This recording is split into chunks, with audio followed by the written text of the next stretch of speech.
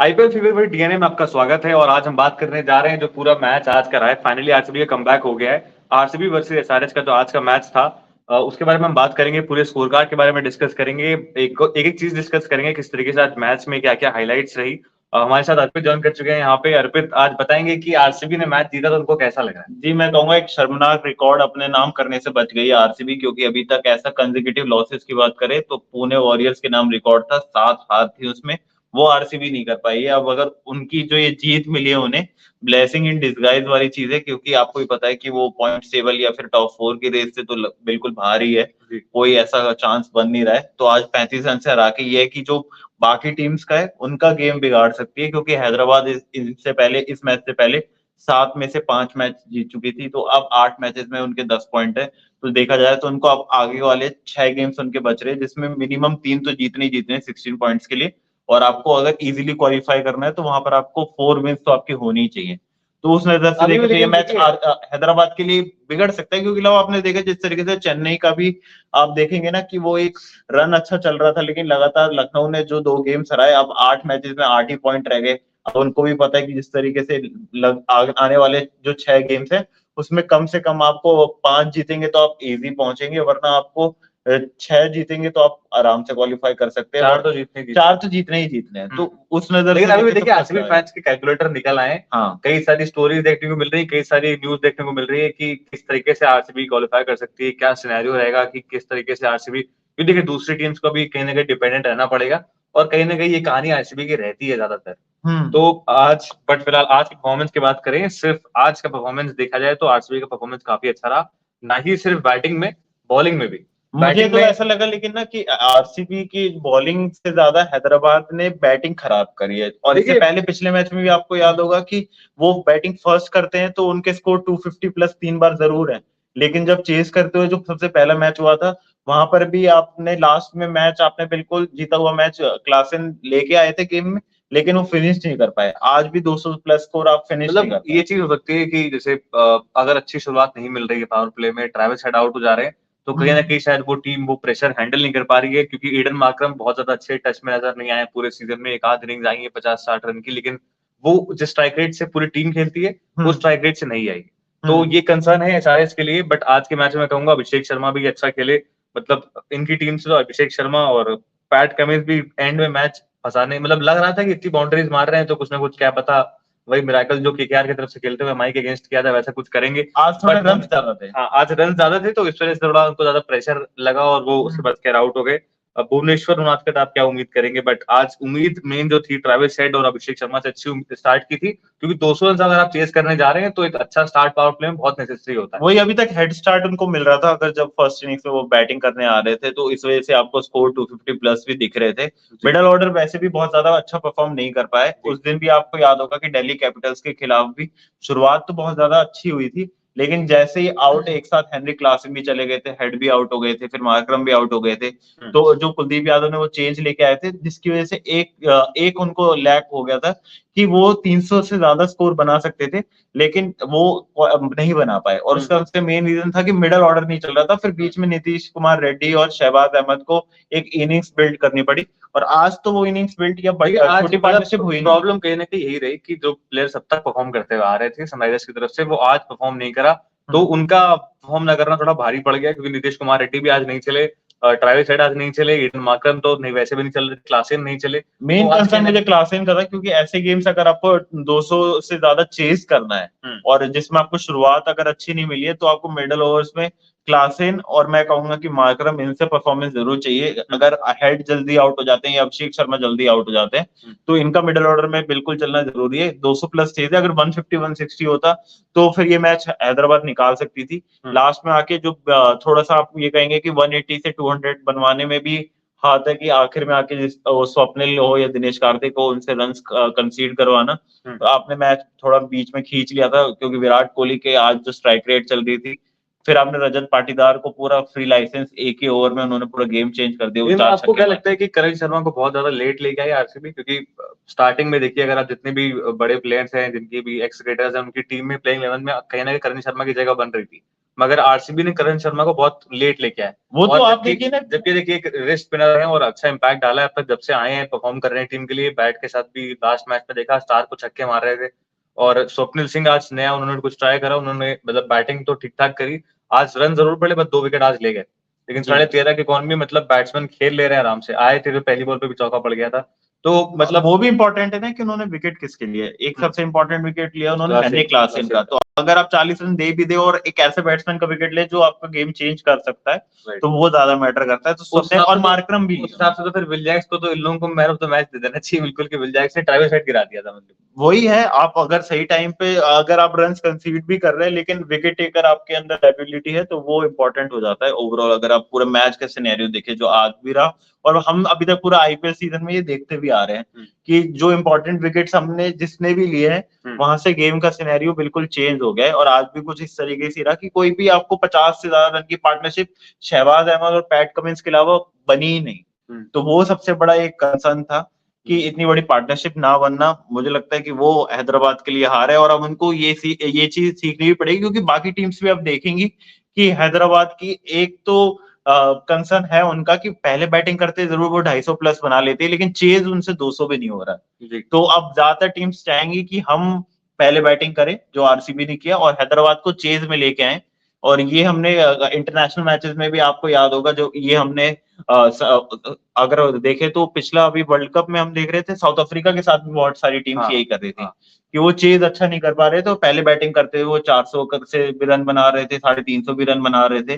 तो वही अब मुझे लग रहा है कि कुछ ना कुछ देखिए आज हैदराबाद के आज साथ एक भी और ऐसा प्लेयर है जिनकी वापसी हुई है। कल ऋषभ पंत की वापसी देखी थी। आज मतलब सिराज की कहेंगे कि इकोनॉमी सही रही, वरना रन पड़ रहे थे। विकेट जरूर नहीं आया, बट सिराज ने कहीं ना कहीं आज थोड़ा इकोनॉमी सही रही हो। देखिए स्ट्रीक तुड़वाई है, तो सिराज ने भी अपनी जो मिनिमम इकोनॉमी रहती थी उनकी 10 की, वो उन्होंने अपनी स्ट्रीक उन्होंने भी तुड़वा ली है कि पहला मैच होगा जिसमें उनको 10 से ज्यादा की इकोनॉमी नहीं, ज्यादा रन कंसीड उन्होंने करवाए। 4 ओवर में 20 रन दिए, 5 की इकोनॉमी दी, लेकिन अभी भी विकेट्स का खाता नहीं खुल रहा है। यश दयाल भी आज इंप्रेसिव रहे काफी, अगर आप देखें तो। अगर आप, हाँ वही है कि उन्होंने इकोनॉमी भी अपना, मतलब इस मैच में आपको ये भी देखना चाहिए था ना कि इकोनॉमी भी हो और विकेट टेकिंग एबिलिटी भी हो। और तो उन्होंने आज शुरुआत में वो देखिए विकेट आज किया। फिर से फर्ग्यूसन ने प्रूव कर दिया कि क्यों उनको बाहर रखा जा रहा था। क्योंकि देखिए जब अल्जारी जोसेफ खेल रहे थे तब भी चल रहा था, रीस टॉपली खेल रहे तब भी चल रहा था कि भाई फर्ग्यूसन बाहर है, फर्ग्यूसन बाहर है। लेकिन इंटरनेशनल बॉलर नहीं है आरसीबी के पास। हाँ, ये फर्ग्यूसन जब उन्होंने से आए ऑप्शन हैं में तो गलत वो किया। बार बार प्रूव कर रहे हैं हर मैच में कि मैं क्यों बाहर था देखो।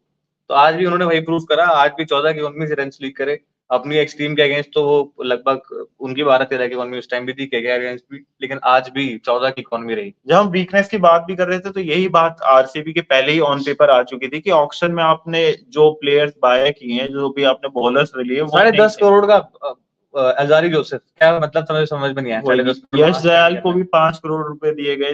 वो भी अभी आप इस मैच में आप कहोगे कि अच्छा परफॉर्म किया, लेकिन ओवरऑल पूरा अभी तक सीजन देखें तो उनकी भी कोई वो भी मैच विनिंग परफॉर्मेंस स्टार्टिंग नहीं है। अच्छी थी, बट वो भाई है कि मिड मिड सीजन में थोड़ा वैसा प्रॉब्लम हो गया उनके लिए। जी, की रन्स कंसीड भी कर रहे तो डेथ ओवर्स वो उस तरीके से नहीं कर पा रहे जो पावर प्ले में, तो भी वो 1-2 ओवर डेथ में बच बॉलिंग एक जाते हैं। बहुत बड़ा कंसर्न है आरसीबी के लिए, और बहुत सारी टीमों के लिए डेथ बॉलिंग एक बहुत बड़ा कंसर्न है।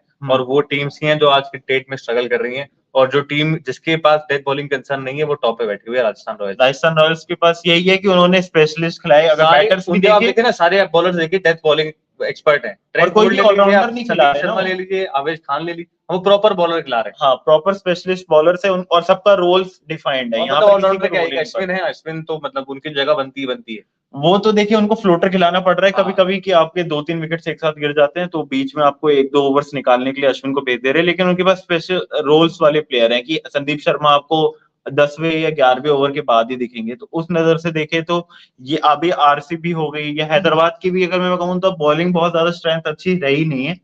अगर वो 280 रन बनाते भी है तो 250 रन खा भी लेते हैं। तो उस नजर से अभी हैदराबाद को अब आगे देखना पड़ेगा कि आगे के मैचेस में वो किस तरीके से एक बार स्कोर कार्ड परफॉर्म भी देख करते लेते हैं। हैं अर्पित। मैं आरसीबी का बता देता हूँ स्कोर कार्ड, उसका तो सनराइजर्स का आप बता दीजिएगा।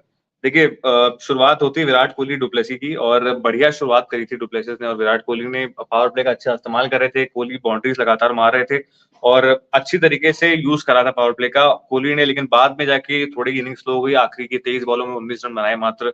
और वो स्लो इनिंग्स देखे कहीं ना कहीं पाटीदार ने कवर अप कर दिया। विराट कोहली ने बनाए 51 रन 43 बॉल्स पे, 4 चौके 1 छक्के 118 के स्ट्राइक रेट से। फाफ डुप्लेसी 25 रन 12 बॉल 3 चौके 1 छक्का 208 के स्ट्राइक रेट से। विल जैक्स आज थोड़े मतलब ठंडे रहे, जबकि विल जैक्स ने लास्ट गेम में अच्छा करा था।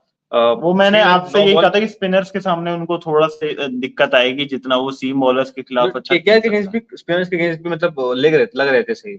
ज्यादा ओवर्स नहीं कर रहे थे और उसमें भी ऑफ स्पिनर थे, लेग स्पिनर नहीं था केकेआर के पास, और लेग स्पिनर को जो टेक ऑन भी किया था तो वो रजत पाटीदार ने ने। सुरेश शर्मा को, हाँ। हाँ, तो वो वहां पर बचा लिया गया था मतलब बिल जैक्स को। तो वो अभी यही है कि सीम बॉलर्स के सामने तो भी वो अच्छा परफॉर्म कर सकते हैं, छक्के तो ये भी मार रहे थे, बट देखिए आज बिल्कुल फ्लॉप स्पिनर्स तो के रहे सामने। मयंक मार्कंडे के आगे। हाँ, और रजत पाटीदार की बात करें, आज मतलब जो लास्ट मैच में अपना फॉर्म पकड़ा था वो कैरी फॉरवर्ड करा, उसको आज भी 20 बॉलों में 50 रन, 2 चौके 5 छक्के, छक्के ज्यादा है, 250 के स्ट्राइक रेट से खेल रहे थे आज। कैमरन ग्रीन एंड में आके कैमियो कहेंगे, 20 बॉलों में 37 रन, एंड में जो खींच दिए उन्होंने रन, 5 चौके मार दिए, 185 स्ट्राइक रेट से। लोमरोर स्टार्टिंग में एक दो जो इम्पैक्ट प्लेयर लाए गए थे तब मैचेस आ रहे थे, अब प्लेइंग 11 में खेल रहे हैं तो बेकार खेल रहे हैं। वो आरसीबी की प्रथा जारी है, 4 बॉलों में 7 रन, 1 चौके, 175 के स्ट्राइक रेट से। दिनेश कार्तिक 6 बॉलों में 11 रन, ज्यादा बॉलें नहीं मिली आज, बिल्कुल एंड में आए थे, 2 चौके उन्होंने मारे, 183 के स्ट्राइक रेट से खेल रहे थे। स्वप्निल सिंह आज नए प्लेयर थे, इम्पैक्ट प्लेयर की तरह इनको लाया गया था। लेफ्ट आर्म स्पिनर है और बैट्समैन, अच्छी बैटिंग करी आज मैं कहूंगा। जी हाँ। तो अगर हम एंड में आके जो बाउंड्री आरसीबी की निकाली। फर्स्ट इनिंग्स की बात करें तो जो हाईलाइट रहे या स्टार बैट्समैन रहे वो थे रजत पाटीदार जी। और वहीं अगर हम बॉलिंग में देखें एसआरएच के लिए तो सबसे अच्छा प्रदर्शन अगर जो अभी देखने को मिल रहा है उसमें विकेट्स नहीं है, लेकिन शहबाज अहमद ने जो 14 रन दिए उससे ये है कि आपके 15-20 रन कम बन गए, वरना ये स्कोर 220 225 भी जा सकता था। तो वो एक सबसे बड़ा कंसर्न है। और विराट कोहली का जिस तरीके का स्ट्राइक रेट है वो अब उनको देखना पड़ेगा कि वो कैसे टेक ऑन करते हैं। ये जरूरी नहीं है कि आप शुरुआत में इंटेंट दिखाएं और फिर बाद में अपने विकेट की वैल्यू करके आप 23 बॉल खेलें और फिर उसमें 19 रन बनाएं और कोई भी बाउंड्री कंसीड ना करे पावर प्ले के बाद। तो वो गेम प्लान भी विराट कोहली को थोड़ा चेंज करना पड़ेगा उस नजरिए से, क्योंकि अभी खाली सिर्फ आईपीएल की बात नहीं है, साथ में आपको टी20 वर्ल्ड कप भी देखना है, क्योंकि अब उसमें भी 1 महीने का टाइम बचा और आपको 1 मई से पहले अपनी टीम भी, स्क्वाड भी अनाउंस करनी है। अभिषेक शर्मा आज भी वही है कि बड़ी इनिंग्स नहीं खेल रहे लेकिन इम्पैक्टफुल उनकी रहती है। तो आज भी वही 13 गेंदों में 31 रन मारे, लेकिन उनको देखना चाहिए था कि जब उनके एंड से 2 विकेट गिर चुके थे तो वो थोड़ा रुक भी सकते थे। मतलब एक ही आपको केयर नहीं कर सकते, आप फर्स्ट बैटिंग करते हो तो भी आप कर सकते हैं क्योंकि फिर बाकी प्लेयर्स को कैलकुलेट करना पड़ता है। लेकिन जब आप सेकंड इनिंग्स में खेल रहे हैं तो ये आपको साथ में कैलकुलेशन और विकेट्स इन हैंड जो हम कहते हैं वो भी साथ में देखना बहुत जरूरी है। साथ में आज नीतीश कुमार रेड्डी भी 13 गेंदों में 13 रन और हेनरी क्लासन का भी बस एक ही शॉट आ पाया, फिर स्वप्निल आउट किया उनको। शहबाज अहमद एक एंड से खड़े रहे थे, नॉट आउट रहे, 40 गेंदों में 37 रन। अब्दुल समद इस बार वो भी नहीं चल पाए। हमने कुछ उनकी छोटी बहुत पारियां देखी जिसमें उन्होंने सबसे अच्छा आरसीबी के खिलाफ ही 10 गेंदों में 37 रन मार के मैच ही चेंज कर दिया था। और इसके साथ पैट कमिंस का भी आज 200 की स्ट्राइक रेट से पहला मैच मैं कहूंगा जिसमें थोड़ा बैटिंग से भी उन्होंने परफॉर्मेंस दिखाई है। 15 गेंदों में 31 रन। भुवनेश्वर और बाकी प्लेयर्स का तो मतलब वही था, रन बॉल ही था। जयदेव का भी, मयंक मार्कंडे और इनको मौका नहीं मिला क्योंकि 8 ही विकेट्स गिरे थे। अगर हम स्टार बॉलिंग की बात करें इस मैच में रही, वो मेरे को लग रहा है कि सबसे ज्यादा रहनी चाहिए करण शर्मा की। 4 ओवर में 29 रन देके 2 विकेट। लेगी का बहुत ही ज्यादा शानदार रोल था और स्वप्निल सिंह का भी, क्योंकि उन्होंने मेन विकेट मार्करम और साथ में हेनरी क्लासन का आउट किया। तो ये दो जो आज करण शर्मा ने भी इंपॉर्टेंट विकेट लिए हैं, अब्दुल जी समद का लिया और नीतीश कुमार रेड्डी का लिया, तो ये 2 जी विकेट में कहूंगा इक्वली इंपॉर्टेंट है। जी, तो स्पिन बॉलिंग अटैक काफी अच्छा था। अब अगर आप पॉइंट्स टेबल में देखें तो कोई भी चेंज आपको देखने को नहीं मिलेगा क्योंकि आरसीबी अभी भी बॉटम्स पर ही है। और हैदराबाद की बात करें तो उनके भी पॉइंट्स वही 10 बराबर ही हैं। तो बस यही है कि एक मैच और उनका एड ऑन हो गया है, तो अब आगे देखना पड़ेगा कि किस तरीके का सफर रहता है हैदराबाद का। और कल के मैच पे भी लोग बात कर लेते हैं कि कल अभी एक इम्पोर्टेंट मैच हमें देखने को मिलने वाला है, वो होने वाला है केकेआर वर्सेस पंजाब किंग्स। और केकेआर के लिए भी अच्छा रन चल रहा है, लेकिन अगर वो 1 या 2 की पोजीशन चाहती है तो पंजाब किंग्स को उनको हराना चाहिए, क्योंकि जिस तरीके को पोजीशन में केकेआर का और जिस तरीके का गेम प्लान हमने केकेआर का देखा है, वो मैच वो उनको जीतना बिल्कुल बनता है, वरना ये मैं कहूंगा अपसेट ही होगा। और उनका भी जो क्वालिफाइंग रेस है फिर वो थर्ड फोर्थ पे ही खत्म करेगी। अगर उनको नंबर 1 या 2 पे आना है तो कल का मैच पंजाब किंग्स से निकालना बहुत जरूरी है। जी, और एक एक मेजर कंसर्न जो है वो मिचेल स्टार्क है। अब कल चमीरा आ रहे हैं, अब स्टार्क पे भरोसा रखा हुआ है गौतम गंभीर जी ने, वो हम कल देखेंगे जरूर। और अभी हमारे साथ जुड़ने के लिए बहुत बहुत धन्यवाद, हम आपसे मिलेंगे कल। कल प्रीव्यू वीडियो भी आ रहे हैं, फैंटेसी 11 भी आ रही है, तो आप वो जरूर देखिएगा। अभी फिलहाल आपको हमारा वीडियो अच्छा लगा हो तो लाइक करिए और चैनल को सब्सक्राइब कर दीजिएगा। हमारा फेसबुक पेज है डीएनए इंडिया करके, आप उसको भी फॉलो करिएगा। फिर मिलते हैं आपसे, तब तक आप देखते रहिए डीएनए।